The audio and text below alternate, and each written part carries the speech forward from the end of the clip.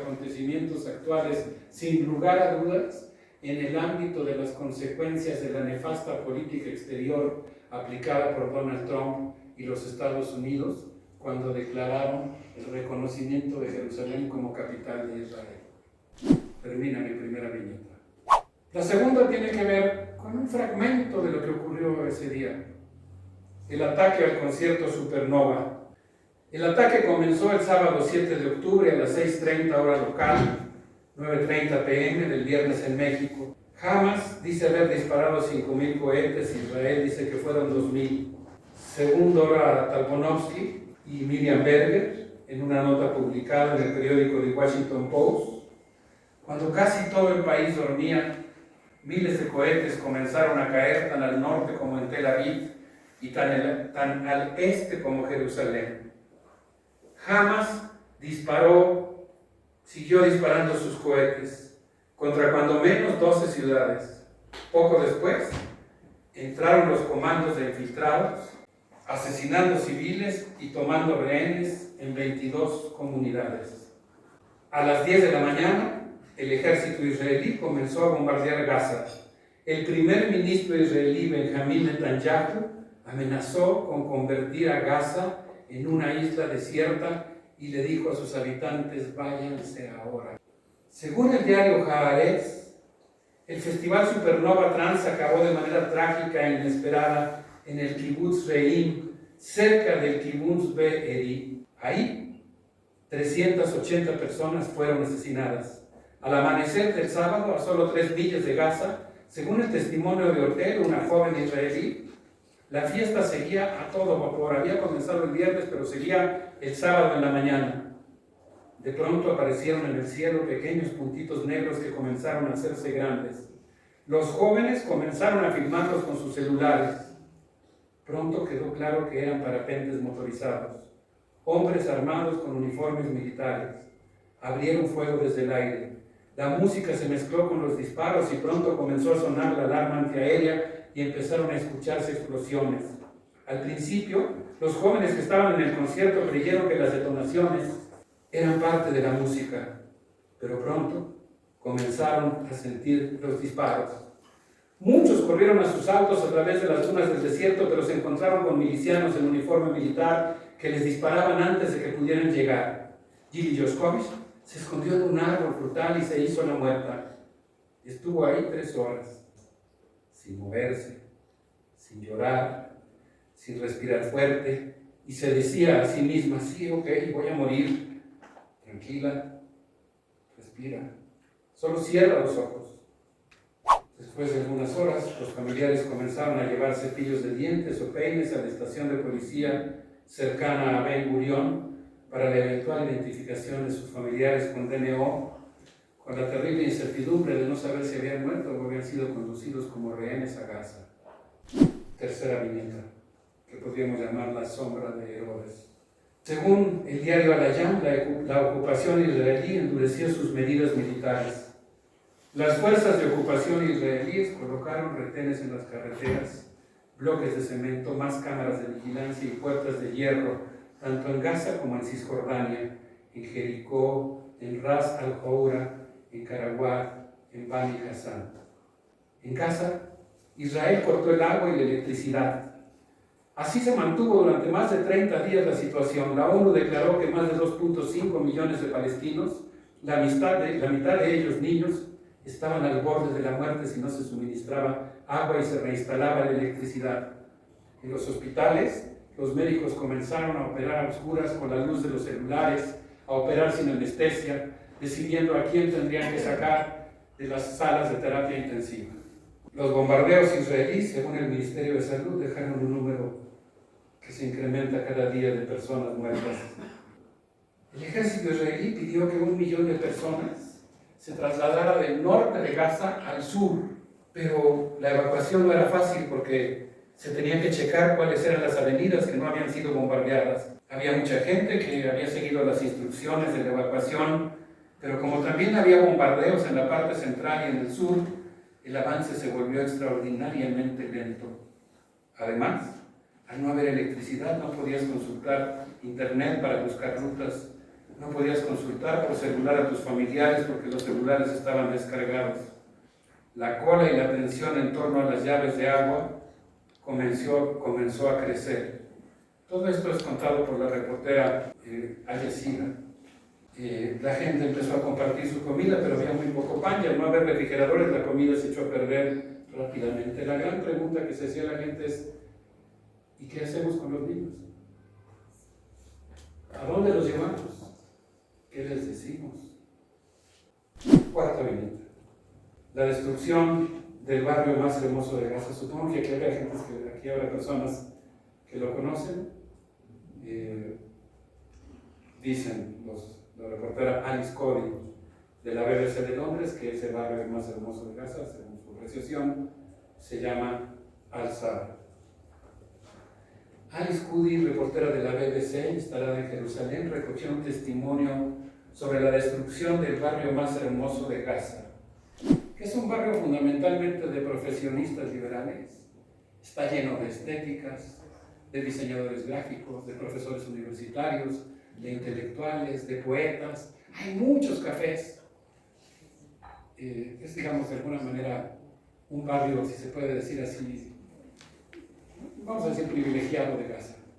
Porque Gaza, por supuesto, no es un lugar homogéneo, es un lugar con personas, y eso hace que cada uno de sus barrios tenga su propia personalidad, su propia dinámica, sus habitantes. El jueves 19 de octubre a las 6:30 Israel había bombardeado Gaza durante 2 semanas. Mahmoud Hahim, dentista de 40 años, estaba durmiendo en su departamento en el 3er piso de un edificio de Al-Sabra. Su zona no había sido bombardeada. Alguien en la calle gritó: ¡salgan! ¡Van a bombardear las torres! Mahmoud salió corriendo y cruzó la calle. En ese momento recibió una llamada de alguien que le dijo: soy integrante de la inteligencia israelí. Tengo que decirte algo. Tienes 2 horas para desalojar las 3 torres número tal y número tal. La voz hablaba fluidamente en árabe y conocía sus datos personales. Un tal Abu Khaled se mantuvo en la línea dándole instrucciones, conociendo su ubicación precisa incluso cuando se perdía la señal. El doctor gritó todo lo que pudo para desalojar los edificios. Las calles se llenaron de personas en pijama, con batas de oración, y cuando terminó el desalojo, un dron se acercó al lugar y realizó un disparo de advertencia. Mahmoud pidió por teléfono más tiempo. Por favor, todavía no terminamos de desalojar, pero tengo una duda. ¿Cómo sé que realmente me está hablando alguien de la inteligencia israelí? Y el dron realizó un segundo disparo de advertencia. Y el doctor prosiguió el desalojo.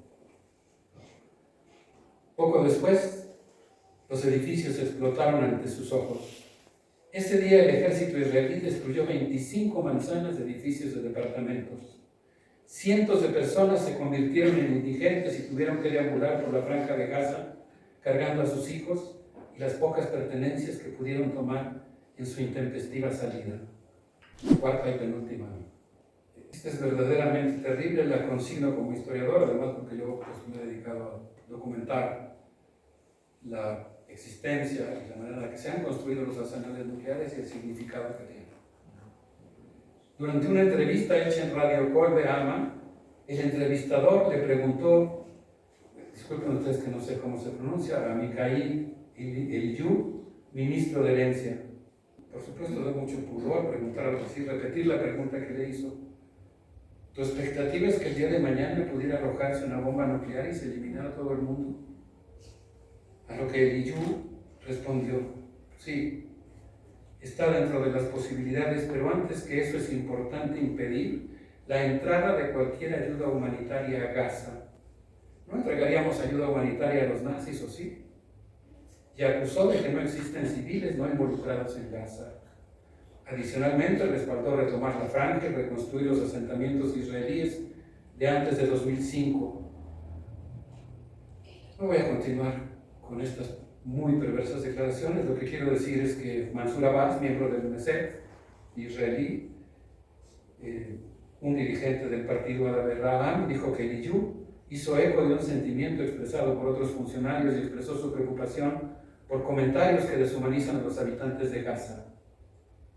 Yo quisiera decir que los Estados Unidos han apoyado todo el tiempo esa política y quisiera citar un artículo de la revista El Boletín de los Científicos Atómicos en los que se cuenta la historia de cómo desde la época del presidente Richard Nixon, Henry Kissinger decidió cerrar los ojos ante la existencia de los arsenales nucleares israelíes. Básicamente, la ministra Golda Meir se negó a confirmar la existencia de estas armas y lo que dijo es que nunca iban a ser los primeros en registrar. Voy a citar el texto del Boletín de los Científicos Atómicos. Me estoy refiriendo a una nota elaborada por Hans Christensen, quien tiene a su cargo una columna que se llama The Nuclear Notebook, y él pues hace la historia de cómo se han ido conformando los arsenales israelíes. Y el texto que él escribe, es un historiador que se dedica a hacer una historia de la ciencia, una historia de la tecnología militar nuclear de los Estados Unidos, dice que el gobierno israelí se ha comprometido en diferentes ocasiones desde los años 60 a no utilizar las armas vendidas o donadas por Estados Unidos para sus armas nucleares, y que lo que ha hecho pues básicamente es decir que no las tiene ensambladas, que no va a reconocer su existencia y consecuentemente mantiene un estatus como de que están listas para ser armadas en cualquier momento. Entonces, bueno, quisiera retomar, para esa fue mi última viñeta, terrible por supuesto, pero quisiera terminar con dos ideas. Primero, una idea expresada en la misma conferencia, en la misma mesa redonda en la que mencioné las lúcidas palabras de Silvana. Ahí Gilberto Conde, profesor del Colegio de México, dijo que si el gobierno israelí se propone mostrar su venganza, si ese es el camino que va a seguir para reparar la sensación de vulnerabilidad que ha quedado abierta después de lo que ocurrió, y quisiera mantener la proporción de civiles muertos, estaríamos ante una especie de holocausto anunciado, porque la proporción de cada soldado israelí por civiles palestinos muertos es de 1 por cada 70. Eso significa que la humanidad hoy está colocada ante un reto verdaderamente inmenso, porque lo que tenemos que hacer es frenar. Claro, esto es una idea que le está mencionando, pues el cual podría ser la ira con la que el gobierno israelí se manifiesta. La vista de que la vida humana es sagrada y que ningún ser humano tiene derecho a quitarle la vida a otro ser humano es un buen principio ético que debería de regir nuestra incansable, contundente y más enérgica solidaridad con Palestina.